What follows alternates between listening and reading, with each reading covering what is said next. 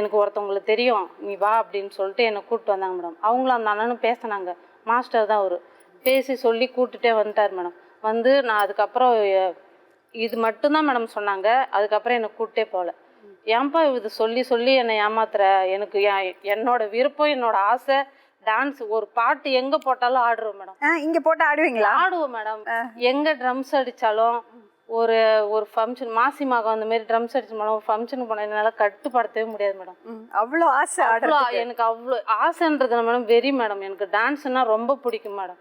ஆடுறீங்களா? இவரு ஒரு பாட்டு போடுங்கப்பா.